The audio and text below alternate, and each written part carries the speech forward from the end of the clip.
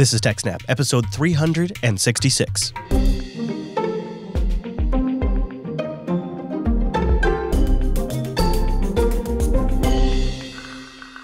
Welcome to TechSNAP, Jupiter Broadcasting's weekly systems network and administration podcast. We recorded this episode on May 1st, 2018.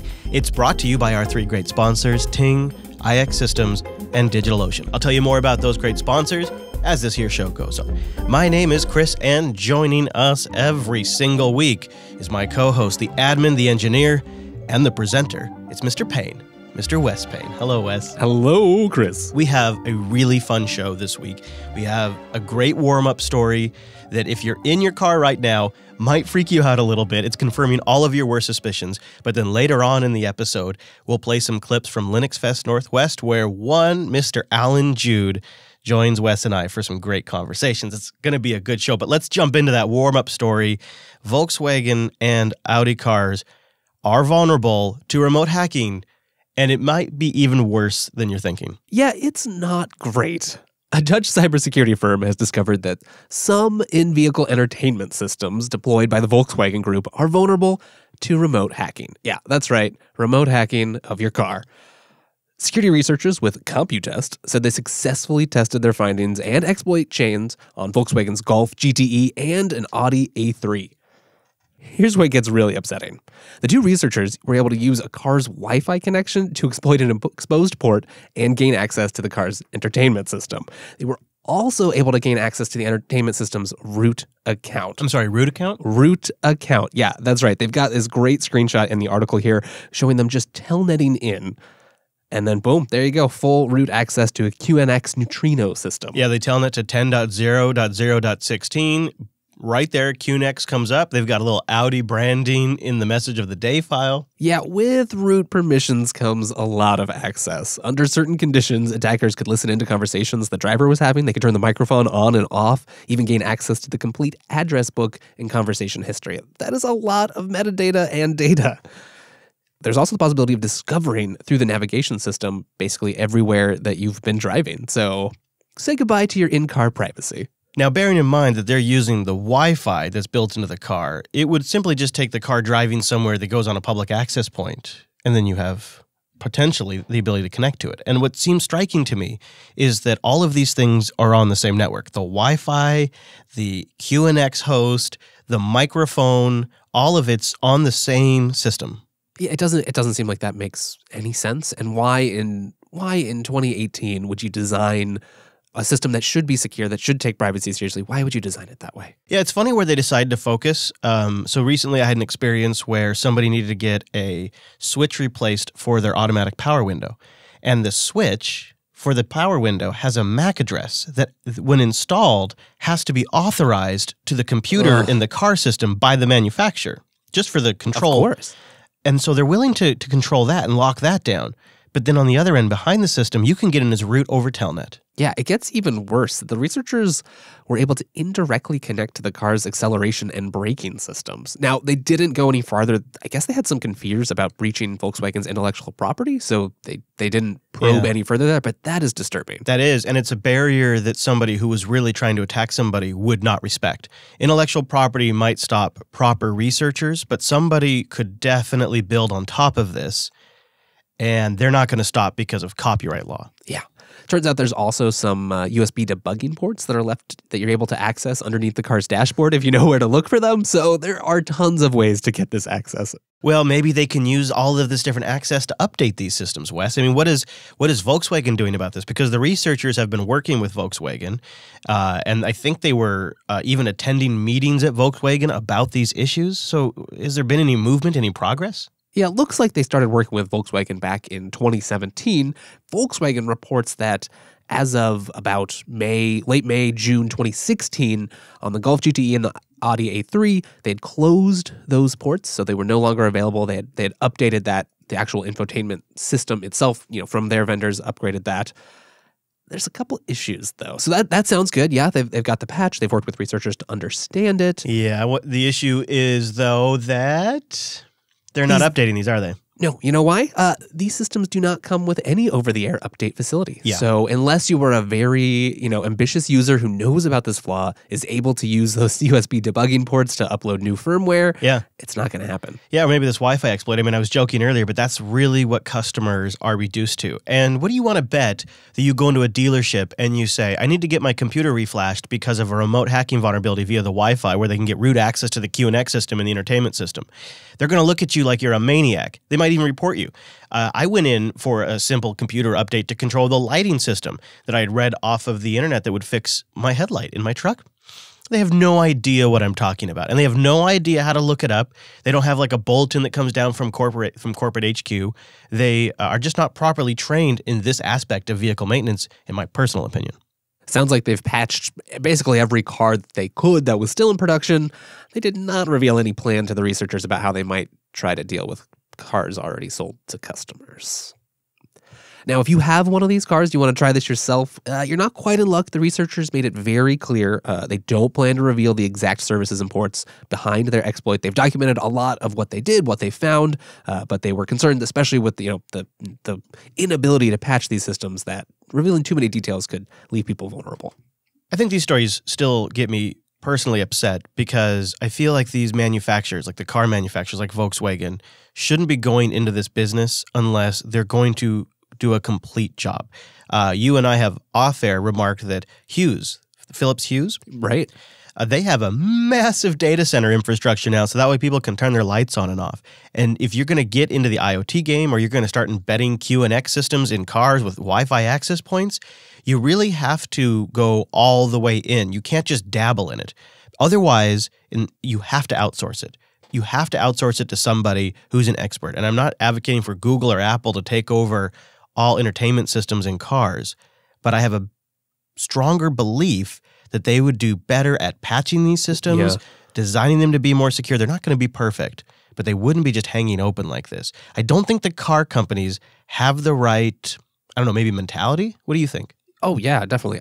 That's the thing, is there's mentality, there's philosophy. You really have to understand the principles of security and why you're doing these tasks. It's not just a simple checklist of technical to-dos. And unless you get that, you're never going to be on the ball. Right, because the thing is, it's not a static issue you're trying to solve. Security evolves, new capabilities come out, and you have to be constantly addressing them. You have to be constantly monitoring them. It is 100% as much of a mindset as it is an implementation. Right, and it should be, everywhere. How did this get out without Q&A finding it, right? They test all kinds of other aspects of the cars. They're clearly not doing the kind of security audits that they should be. In the article, which we have linked in the show notes, techsnap.systems/366, the researchers speculate that they never did a security audit because they said they found basic stuff that the most obvious audits would have found.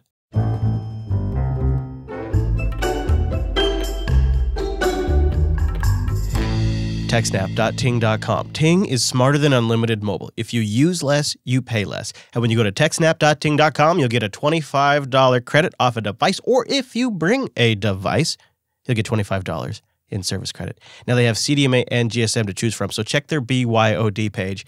You might be able to bring something and then get a great deal. Average Ting bill a month, $23. Yeah, no. It's because they use a really simple system that's easy to wrap your head around. It's $6 a month for the line, and then you just pay for your minutes, your messages, and your megabytes. Whatever you use, that's what you pay. It's nationwide coverage, no contracts, no early termination fees, a great control panel to manage every aspect of your account, including even control down to individual services like if you never use SMS, turn that crap off. If you never use whatever, turn it off. If you want to disable a device, go, you're done. No contract, no big deal. It's easy peasy. And they have great customer service if you ever get stuck. A ton of really nice devices, including ones that are just great little feature phones. If you just need to make some frickin' calls or you want a backup line, all the way up to the Cadillacs, all the way up. And people love Ting because of their customer service. And they always have great tips and tricks. You can check out their blog for all that kind of stuff, including some thought-provoking blogs on net neutrality. They post that stuff there too. Get started by going to TechSNAP.Ting.com. You'll get a $25 service credit. It's smarter than unlimited. If you use less, you pay less. TechSNAP.Ting.com. Another security researcher this week is sharing the story of his Honeypot laptop. Have you ever thought about having a machine you wanted to have intentionally hacked? Well, he did, and he brought it with him as he traveled the world. We often talk about the difficulty of keeping operational security while you're traveling, right? People go to great lengths, they buy new laptops, they wipe hard drives just to go cross borders. This researcher took it really to the next level. For the past 2 years, he's carried a Honeypot laptop specifically designed to attract and then ideally detect tampering. So if any hacker, state-sponsored or otherwise, wanted to hack him by physically messing with this laptop, he wanted to catch them in the act, but also try to gather as much technical evidence as he could and be able to, figure out what exactly they're doing. He writes that while traveling by air, I checked this laptop in my luggage to make it easily accessible to border agents, both domestic and foreign, to tamper with if they chose. When staying in hotels, I left the laptop sitting on the desk in my room while I was away during the day to make sure that any malicious housekeepers with permission to enter my room or anyone else was free to tamper with it if they wanted. I also put a bunch of hacker stickers all over it, hoping that this would make it a more enticing target. I like that part. Really going the extra mile. Yeah. Over the duration of this experiment, I traveled to Europe 3 times, domestically to the United States 5 times. I found 8 different notices from the TSA informing me that my baggage had been searched. I have no way of knowing how many times it had been searched by other authorities who weren't kind enough to leave a note. Now, I never caught anyone tampering with this laptop, but the absence of any evidence of tampering and my obsessive thoughts about the various ways an attacker could have evaded my detection serve to underline how fraught the process of computer forensics can be. If someone who makes their living securing computers thinks they could have missed a computer infection, what hope is there for the average computer user? Oh man, what's fascinating about this piece is the lengths he went to verify if his machine had ever been compromised or touched. He covers standard things, of course, like disk encryption, but he goes so much further than that, including he sort of tries to visualize all the various different attack vectors that he may be subject to while traveling. And the one that he spends a little time in the article talking about, which is an actual type of attack, the evil maid attack. Hilarious name, but I think it's actually a legitimate type of attack. The idea being that somebody could get physical access to your machine while you're away. Exactly how the evil maid attack works sort of depends on a lot of different factors, the type of computer you use, what operating systems you use, and if you have disk encryption software and the configuration of your firmware. Maybe it's a BIOS or EFI. There's all different dynamics that come into it. And some computers have considerably better technology to prevent the sort of evil maid attack than others. Like, for example, laptops that have BitLocker, they might stand up better than, say, a Mac laptop with File Vault. Who knows? But maybe a Linux laptop with Lux probably stands up a lot better than a Linux laptop with a clear, plain disk. And one of the evil maid attacks would be somebody comes in, swaps out the hard drive, and just walks away with it. Encryption prevents that. But how do you know if somebody just got on your system, left a keylogger, added something to the USB bus, maybe hooked up a Thunderbolt device, depending on the type of machine you have? How do you know if it's been touched when you get back? And that's the part he zeroes in on, which was fascinating. Oh, yeah, definitely. What can happen is they can replace your bootloader or portions of your firmware, and then the screen you think where you're typing in your encryption password, it turns out that's logging it or transmitting it or capturing it for later reconnaissance. There are, as you mentioned, there are some things that can make it better, in particular like hardware roots of trust, TPM modules, attestation of your boot chain, things like that can help at least maybe let you know that you've been compromised, but there's really no sure thing. Yeah, he found a whole chain of open source tools to test the validity of his system. And he really got started back in February of 2016, right before he was planning to fly to Spain for the Internet Freedom Festival. He bought himself a Lenovo IdeaPad S210 for around $700, and he made himself a plan. Yeah, he writes, before each trip, I would update all of the software on the Honeypot laptop. I wanted potential attackers to see that I'm using up-to-date bootloader software stored on the small, unencrypted part of my disk to believe that I was actually using this computer. Then I'll power off the laptop and don't power on again until the trip was over. Here he was concerned that just by powering on the computer, he could disturb some marks, leave some impact that might otherwise reveal an attacker. Then I'll remove the hard disk from the laptop, attach it to an external USB enclosure, and plug it into another computer, taking care not to modify any data on it. There, I'll make a record of the state of the disk, take a disk image, that sort of thing. Then I'll attach a BeagleBone Black a tiny $50 computer that's great for hardware hacking. Attach it by the SPI flash chip on the motherboard and use that to dump the BIOS firmware, save an exact copy of the data stored on that chip. Finally, reassemble the computer. As a reminder, during the trip, he's leaving the Honeypot laptop in his checked luggage and leaving it out in his hotel room unattended, really trying to get it near the hands of any evildoers that may come by. I like, too, that he's not going out of his way, though. Right, you're not leaving it at a coffee shop or something like that. He's really trying to see how much is just ambient spying happening on me without me, like, being dumb. Like, if I just follow the rules, I check my luggage, I keep my laptop in my hotel room, I'm safe otherwise, how much exposure of risk do I actually have? Yeah, exactly. Something like a normal, somewhat security-conscious traveler might do. All right, so once he gets back from the trip, he's going to remove the hard disk from the laptop, plug it into another computer, and then take a disk image again. If even a single bit of data has changed on the disk, a diff should be able to tell. Then, again, attach the BeagleBone Black, take a dump of the BIOS firmware, and do the same comparison. Along the way, he's planning to document really everything, take photos of the laptop in the luggage, in hotels, the cards that the TSA leaves, keep a log of the state of the hard disk and BIOS before and after each trip, really kind of build up an intense journal of this process. So when he's back, he has the journaling to do, and then he has also the reconnaissance. And when he started the project, he was dual booting Windows 10 and Debian, kind of make it look more legitimate. But then as time went on, that became a lot to manage and also to do validation checking against. So he ended up just consolidating down to Debian. Yeah, that makes sense. It's probably, Linux systems are often easier to get exact control over than something like Windows. And you're trying to just get an idea if the disk has been tampered with. And so if you're just focusing on one operating system, it's a much simpler task, he writes. Now, of course, there were some technical difficulties he had to work through going through all these procedures. So before each trip, he was removing the disk, plugging it into another computer to take the disk image. First snag he really ran into was that every time he plugged that in, the computer would just try to automatically mount the partitions, which, of course, obviously updates timestamps, risks modifying data, makes it a lot or impossible to do the diff that he's trying to do. Thankfully, he is, again, running Linux, so he's easily able to just disable automatic mounting and then take an image right from the raw disk. Here he's using some tools that I'm sure are familiar to the TechSNAP audience. In particular, he's using DD just to copy over the data, and then he's taking SHA-256 sums of the data, just to have nice hashes that he can use to easily see if things have changed, if data's different. So all in all, taking the disk image turns out relatively simple, got that worked out pretty well. Where it got a lot more difficult was getting that firmware image.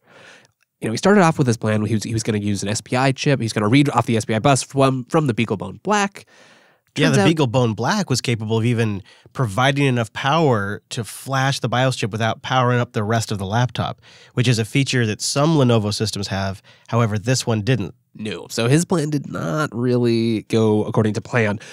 Had to change. Turns out there's some neat open source software called ChipSec, which is a platform security assessment framework. He was able to use an Ubuntu Live CD, boot up the laptop, use ChipSec to dump the firmware onto an SD card, and then go inspect that on another machine. So, okay, that seems like that's a pretty reasonable workaround. It's not as simple as one might hope, though. Turns out every time he booted the Honeypot laptop with the Live CD, did the dump, looked at another computer, every time he did that, the checksum was different. Uh-oh. Yeah, what's going on? He used another neat tool called UEFI tool. It's a graphical program that lets you load BIOS images, view, and edit what data is stored inside. You can also just extract a whole bunch of data, really just mines the BIOS for information. This allowed him to extract out the individual components of the BIOS and checksum those individually, and then see which component underneath. Could have been many. Turns out it was just one that was changing every time. And it's that fancy feature on UEFI, you have that boot order. That save state saved in that image, so every time you would change your boot order, that would get changed, the next boot changes. So it's just this tiny little piece of it. And it's writing that back to the firmware, which is changing the checksum. Yeah, exactly. But it's not, he was able to then to see that it wasn't any of the programs, it wasn't most of the rest of the firmware, it's just that tiny little mutable section. He was able to, go ahead according to plan. And find the other bits to checksum that weren't getting affected. Now, that's interesting because he had to dig into the image and find the subcomponents that he actually wanted to checksum. Fascinating. Yeah, that's a tool I'm going to have to play with. I'll toss a link in the show notes. Now, of course, if you've been following along, this is a fair bit of work, right? It required him spending a few hours before and after each trip just to try to catch anyone. So after 2 years without catching anyone, he's decided to retire the project. Now, a tool exists today that didn't when he started.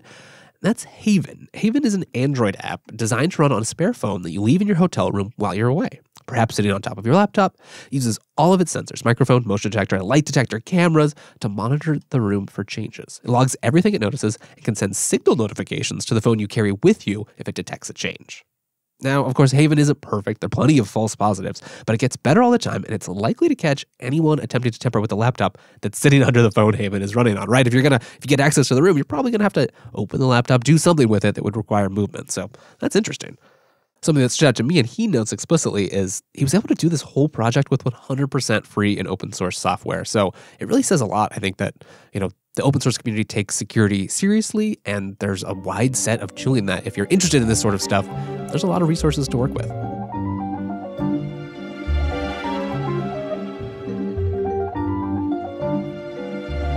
I don't know about you, Chris, but I sure had a fantastic time at this year's Linux Fest Northwest. And one of my favorite moments was getting to sit down with Allan Jude and longtime TechSNAP fan Jed Reynolds.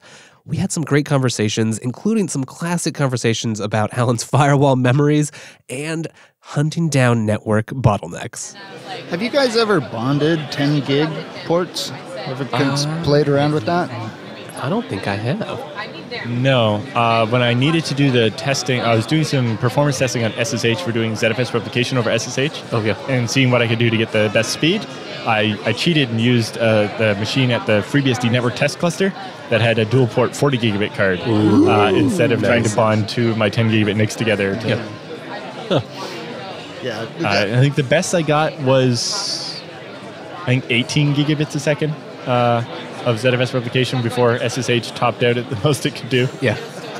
Hey, that's pretty good, though. Yeah.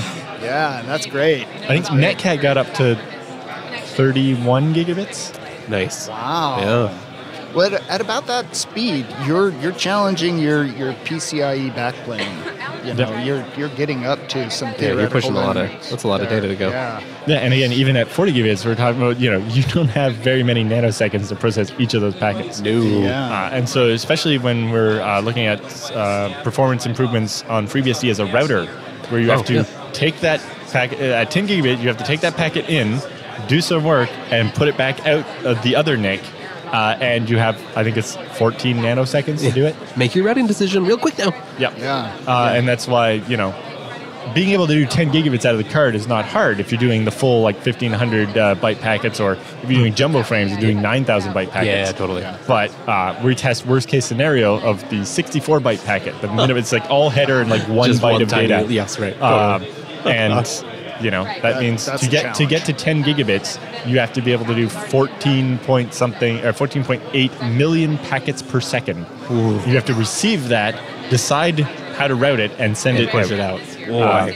And for a while there, the best we could do was about 10, but it really depended on the NIC and stuff. And now we're solidly doing all 14 million packets a second. It's okay, now it's time to switch to 40 gigabit NICs and see where the bottlenecks are. Yeah. So is that mostly just a process then of finding each bottleneck, knocking them down, and continuing through the stack? And then being we knocked that bottleneck down, but it turns out there was a second one that's the same size and we got no improvement. Or you finally knock one down and you get a big improvement. It's oh, nice. And then, it's on to the next thing. Okay, well, now what's slowing us down? And then, as he's doing that, he's also testing the firewalls. So how much slower does a firewall get?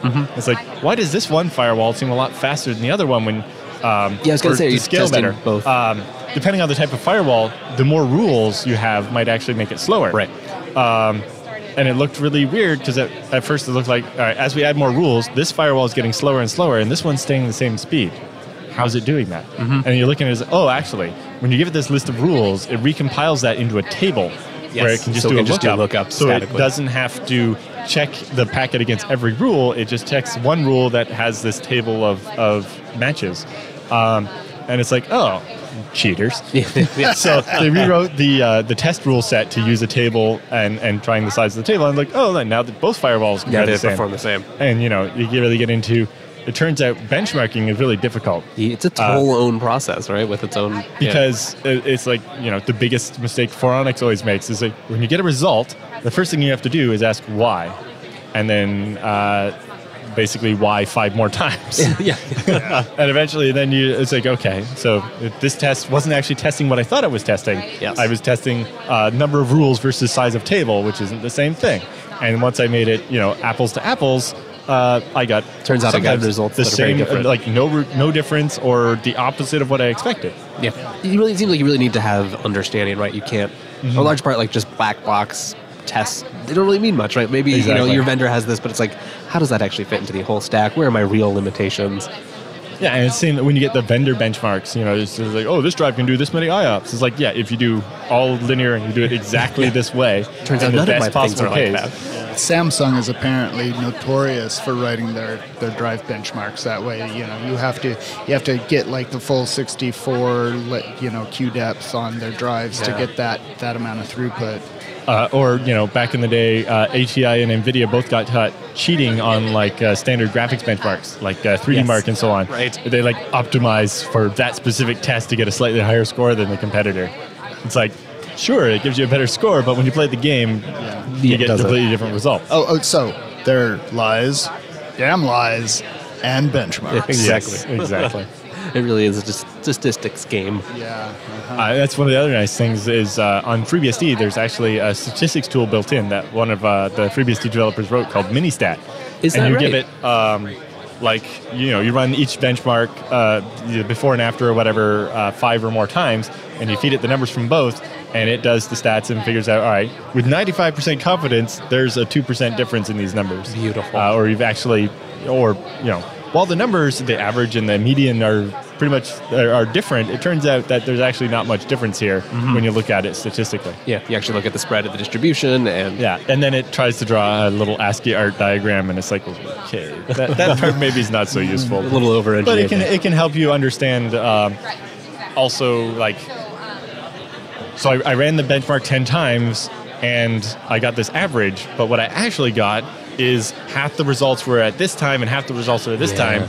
The average in the middle, I never actually got a result anywhere near there. Yep. And then the median, it's like, well, if I got 5 and 5, the median's going to be like one or the other kind of thing. It's not going to necessarily be the right answer either. And actually, from the graph, you can tell, all right, what I actually have here is bimodal. Totally.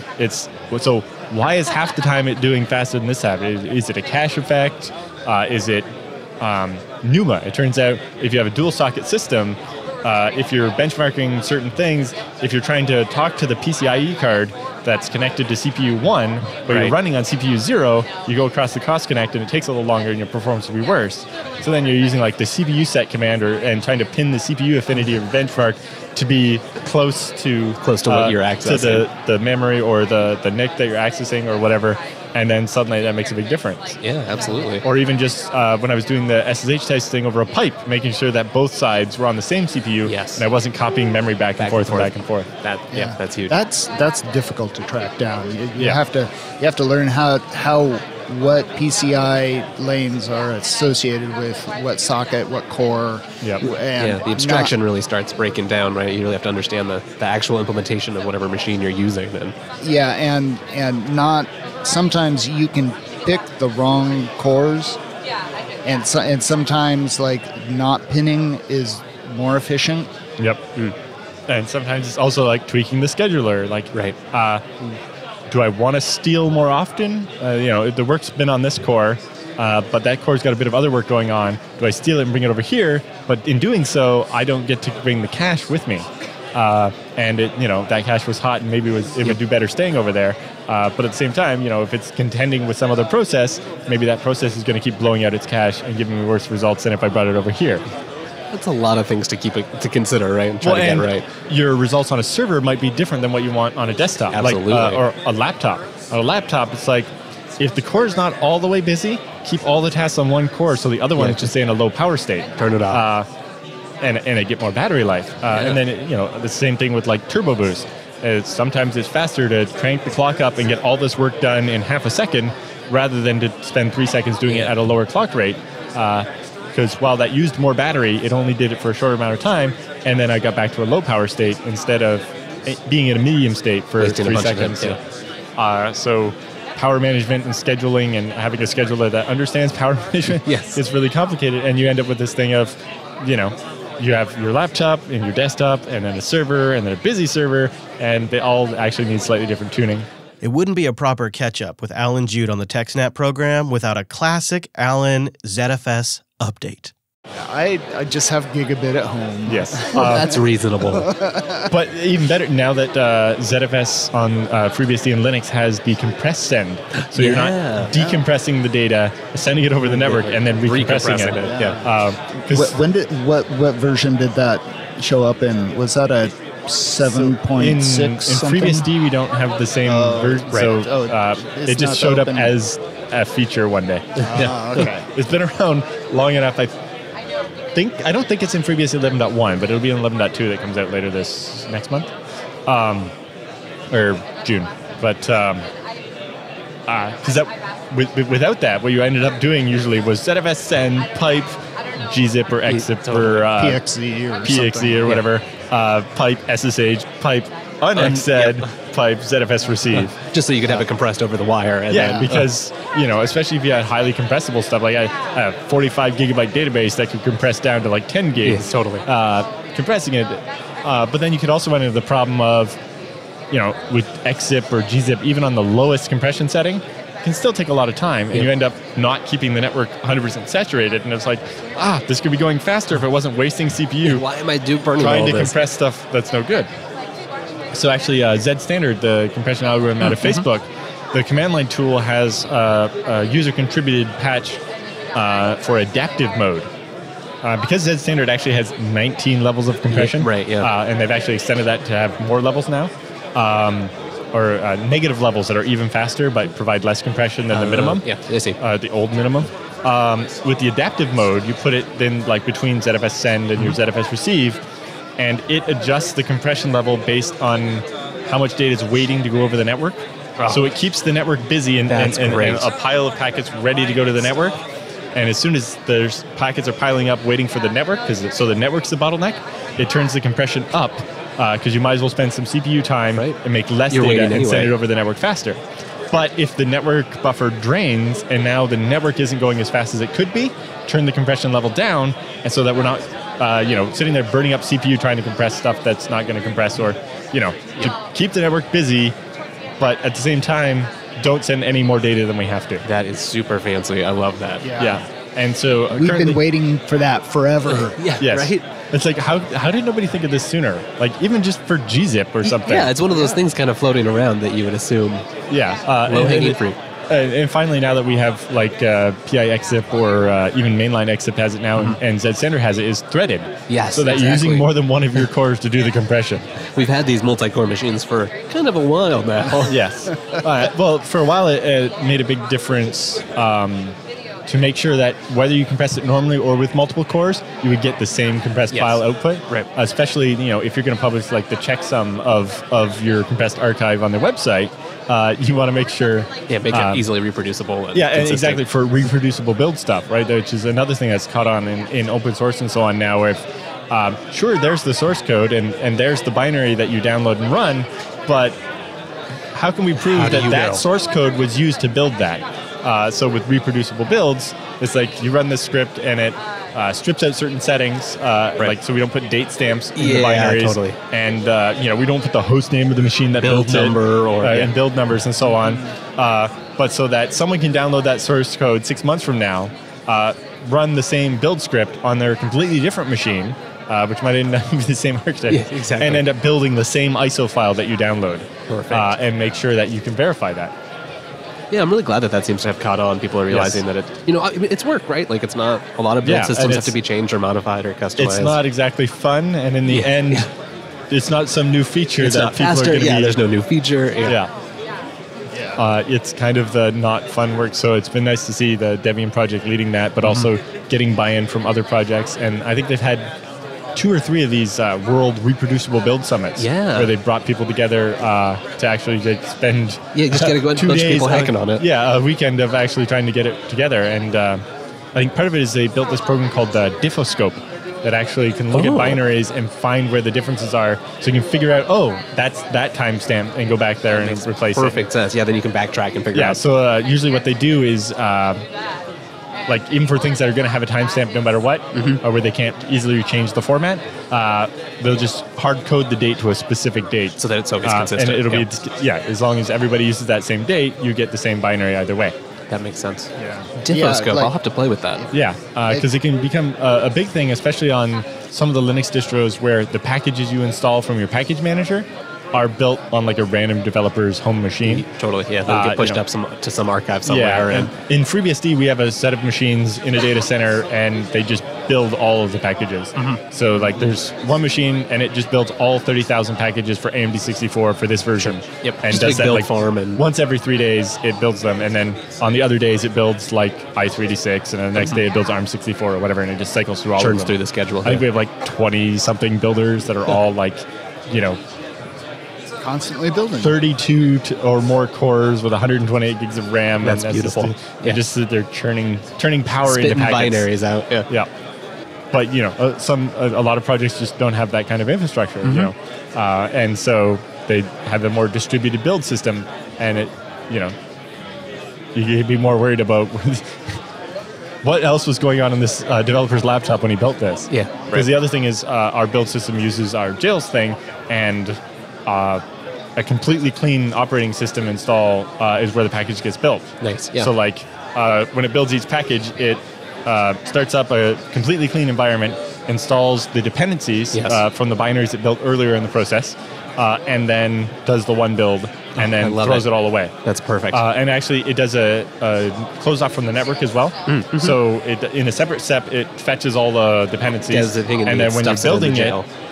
it's not allowed to talk to the network. So it doesn't, a configure script can't decide to randomly pull in extra files and change the results of your build. That's beautiful. Thanks a ton to Allan for taking the time to sit down with us. Something tells me we'll be hearing more from him real soon. Yeah, in fact, I am processing the audio right now. It's a little tweaked out, so it needs some TLC, but there is a full 90-minute uncut TechSNAP impromptu live show that Allan, Wes, Jed, and listener Jeff stopped by for a bit and talked UPSs and battery cells, and I'm going to post that for our patrons, patreon.com/JupiterSignal. It might be around a day or so because the audio is being processed, but check that out if you're a patron. You will love it.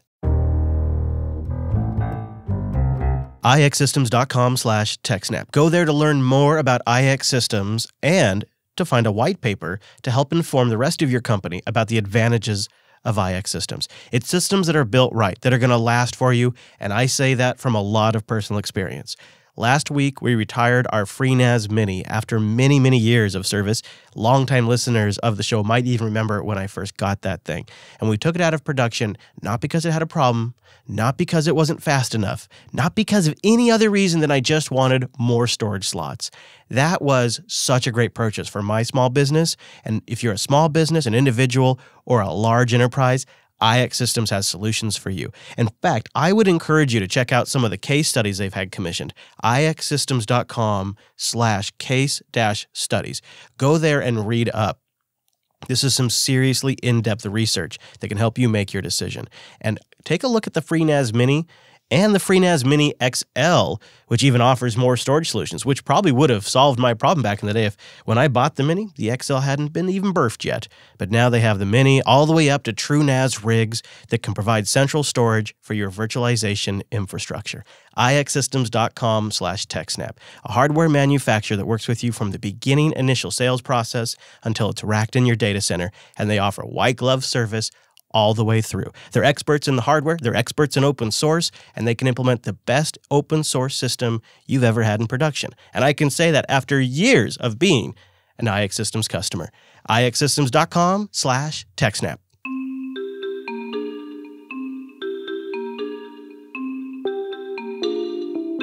Thanks for visiting techsnap.systems/contact and sending in your feedback, your questions, and your follow-up. And Mr. S is delivering on something he promised a few weeks ago. He writes into the show now with his guide on how to set up FreeNAS on DigitalOcean.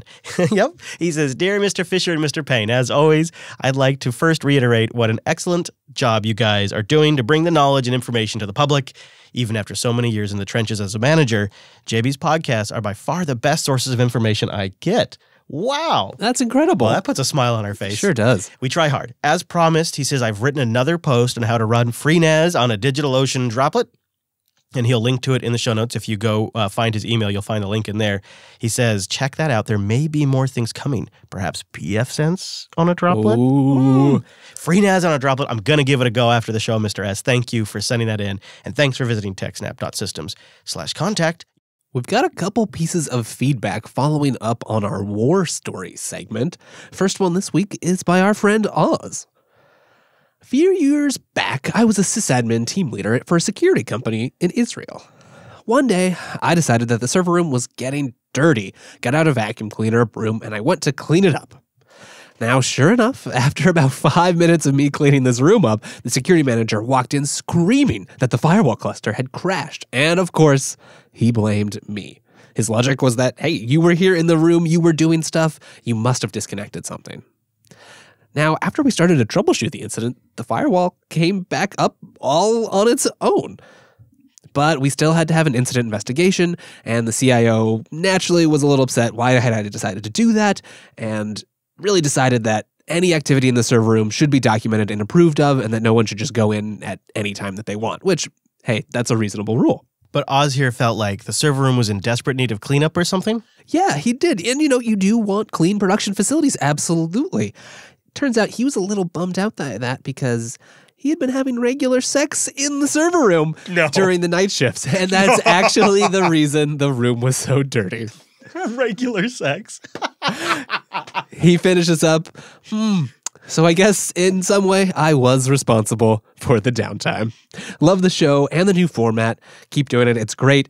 And it would also be great if you guys can interview people from the industry from time to time. Well, thank you for the very honest email, Oz. To your point about interviews, it's something that Wes and I have been chatting about as we visit trade events and whatnot, pulling different interesting individuals onto the show. So that could happen in the future. I did not.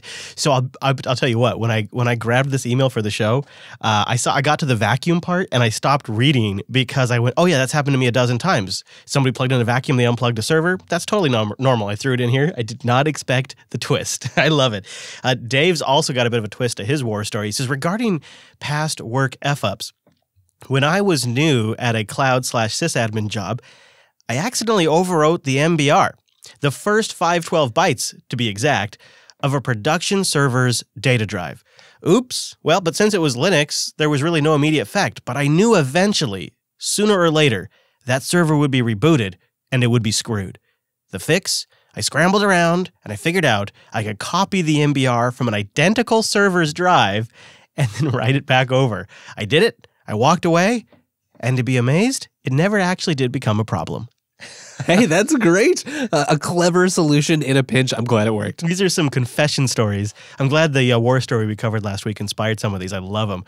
Carl wrote in, Wes. He's got a CTO view on new hires. We've still been getting a trickle of hiring advice emails. Do you want to take Carl here? Yeah, sure. He writes, hey, I'm the CTO of a Chicago-based venture fund, not a headhunter or a recruiting firm, so I can't say what the rest of the world looks for, but I can say that we have an unusually broad group of businesses that we support, giving us perspective on what makes someone indispensable in IT.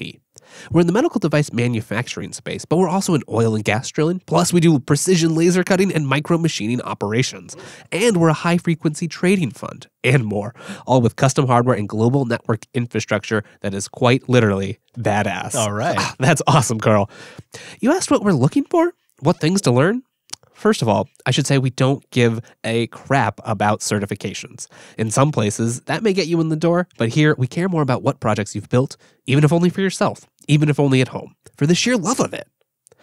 Many of the technology cornerstones of our business started out as employees' home projects. Linux, Asterisk, pfSense, ZFS, Bash, Python, and even on-premises virtualization fall into that category. Note the absence of Cisco routers, Windows servers, AWS instances, and other technologies that are cost prohibitive for the weekend experimenter. We like to hire people who think like scientists, people who self-teach and can figure things out, not the technician who may have the certs but can only work by rote. We like to say, memorize nothing. Instead, really understand how a thing works. And even 100 million details will become self-evident. I think that really speaks to our views here on the TechSNAP program. Yep. Everyone on our team does what they do for the love of it. They listen to TechSNAP not to get ahead in their job, but for the joy of hearing what others in the field are thinking about. These are the same people who, after working a full day in IT, go home, build and play with their own home systems. Just for fun. Yours truly, Carl. That was a great email, Carl, and thank you for the insights on that. And I hope for those of you that are looking for a gig in IT, some of that helps. If you want to send us a war story or your thoughts, where do they go, Wes? They go to techsnap.systems/contact. Pow! do.co/snap. DigitalOcean is scalable compute services. It's more than virtual machines. Droplets are scalable compute platforms with add-on storage, security, and monitoring capabilities that are easy to use and easy to put in production. But that doesn't mean they're simple. It means they're complete and they're sophisticated and well documented. DigitalOcean has everything accessible via their dashboard and an API, which means it's really easy to automate with your existing systems, be it a Bash script, a Python library, a Ruby app, or an Android app. They have a great set of libraries ready to go. You choose a droplet and you're set. You can resize it later on. You can also work with their new flexible droplets. You mix and match the resources that your application needs. More disk, more storage, more CPU. You just mix and match for $15 a month. But when you go to do.co/snap, you get a $100 credit. This could be a great opportunity to try out some of the new Linux releases that have just come out. DigitalOcean is manically updating their documentation. Lots of new posts for Ubuntu 18.04 LTS. I've landed on one that I'm reading through right now, How to Secure Apache with Let's Encrypt on 18.04. They're going through and updating all of their documentation, and DigitalOcean is great at this. Easy to read, clear, and well-segmented, and it's got little chapters. It's pretty great, and it's just one of the many features of DigitalOcean. My favorite system is just 3 cents an hour, and now you can get a $100 credit to try out anything you'd like. do.co/snap.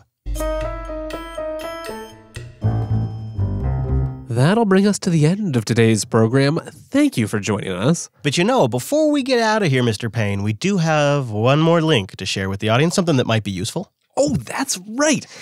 Turns out PagerDuty has open sourced a bunch of their security training resources. I love these guides. There's a ton to dig into, so I haven't seen all of it, but they've got security training both for everyone in your company and specific security training for engineers, for the people actually designing some of these systems. They identified some of the key problems I've seen in security training myself. A lot of times it's really just to check some compliance checkboxes, right? Legal says you need to do this. Everyone has to do it every year. You have to attend the meeting. You don't really pay attention. You're on your phone playing a game. You sign your name. Done. But does that really meet the needs of the organization? No, of course not. So they've come up with some interesting philosophies. Things like teach the why, not just the what. Don't shy away from technical details. Make it accessible to any skill level. And hey, it's okay to be funny. And I think just those real world considerations make a world of difference when you're trying to teach something really important. Yeah, and they expand on each point, and I thought, oh, okay, I'll give this a go. You know what, though? I started reading through it, and I'm like, oh, damn, they're right. Yeah, that's how you should do it. That would work. I just thought it was really valuable, and you did too. So we wanted to give you guys a link to that. You can find it in the show notes. In fact, you know what? Notes have links for everything we talked about. Funny how that works. You just go to techsnap.systems/366 for that. You can follow the whole dang network on Twitter. That's @JupiterSignal. Yeah, great place to get news and announcements. You can follow Wes. He's @Wes Payne. I'm @ChrisLAS. But you know what else? They might want some more Linux Fest content. Where do they find that? They find that on Linux Unplugged. Yeah, linuxunplugged.com. We'll have some episodes coming out with that. And something tells me we're going to have an update on that FreeNAS situation really soon. Stay tuned. We may have some new developments there. Anyways, in the meantime, that'll bring us to an end for this week's episode. Thank you so much for joining us this week. See you next week.